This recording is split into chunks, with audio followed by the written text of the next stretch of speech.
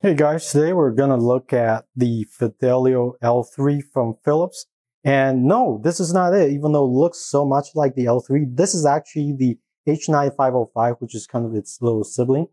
It's mostly plastic in material. There's some leatherettes and so forth, but it's meant to be a more affordable option. This is an X3 Fidelio from Philips. Again, it's open back design, 50mm drivers, for really critical listening at home and not really for on the go, because there's open back design. That means noise comes out, that end as well. So let's put that aside and really get to the main topic here. So today we're looking at the Fidelio L3, just arrived from Amazon today.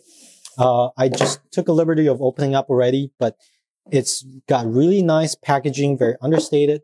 You can just tell it's got a kind of a high-class design to it. There is a leatherette, I think it's leatherette pouch. And it's interesting shape. It's actually got a trapezoid shape to it. So that's not just the camera angle. Very understated. There's actually no branding on the bag. There's really just a mention of Fidelio L3 on the pull tag. And the pull tag is kind of, well, there is Philips here. But the pull tag is kind of hefty. It's actually nice material without adding too much weight.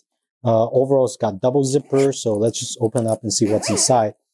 In the box, there's a little card that talks about Muirhead leather, where it came from. It's 7 generations of fine Scottish leather. It's responsibly sourced, this and that, and there's some user guide manual and so forth in there. I'm not going to bother with that. So, out of the way. Nice packaging though, very neatly made and nicely fits together. Right inside, we have a fabric pouch, and there's an interesting little touch. They actually sewed this portion to make sure you know that the ear cups are supposed to go first. Once we have it out of the pouch, you can feel immediately there's a little heft to it. I don't know whether that's a good thing or bad thing if it gets tiresome after wearing after a few hours, but it definitely feels like it's high-end materials. This is cool to the touch. I believe this is a CNC aluminum alloy. Everything's understated. There's not a whole lot of branding or colors that really tells you which one's left and right, except for the insides. It has an L there and an R there. It's got a Muirhead leather band. Let's take a sniff test. Yeah, it does smell like leather.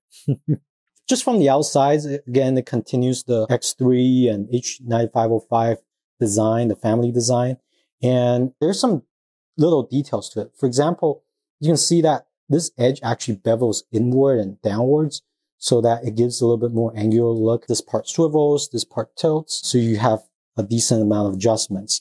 And it's not just, a straight horizontal tilt. It's actually at an angle. There's only 3 buttons on here, physical buttons. So there's a power, there's noise canceling levels or ambience mode, and there's a voice command, so you can activate Google Assistant, Alexa Assistant, and Siri and so forth. And there's actually a light and the headphone jack in. And here's a USB port for charging, and it actually does fast charge and quick charge. On the inside of the ear cup, the leather actually feels really plush and soft. It's just one of the best materials I felt. It's very similar to that of Sony's headphones, the flagship headphones. Even though it doesn't look like there's too much padding on here, it actually does feel supportive enough. And then, although the overall shape is round in design, there is actually kind of an oval shaped cutout. On the right ear cup, there is actually a little sensor inside, and then that's actually the IR sensor. It's supposed to detect whether you're wearing it or not, and it actually auto pauses the music whenever you take these headphones off. So that's a good feature, and I believe maybe they've done something to auto shut off or something like that if you're not wearing it for a certain period of time. So we'll get into the headphones app and test it out, see how it fares. But there's suede fabric here at this part of a headband. It just feels a little bit heftier than the H9505, but overall it's a lot better made. There's at least 2 microphones on each of the ear cups on the outside, and then there should be 2 more inside. So for a total of 4 microphones per ear cup. And that's what they call the hybrid active noise canceling. It's supposed to do a really good job, and we'll see if it really stands up to the industry standard, which is the Sony WH-1000 MX4. The accessories that comes with is audio cable for plug-in, and it goes from 2.5 to 3.5, because weird thing is all Philips headphones have a 2.5 jack here, but That's a small detail. And it has a USB-C charging cable, and then has a airplane adapter. So we'll give it a try, see how it goes.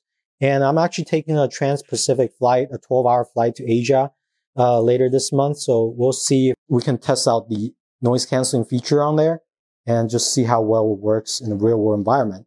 And later on, we'll also do some listening testing to see if it compares well to the Fidelio X3, if it's got the same sound signature. And on the go, how does it fare with the H9505? Thanks for watching.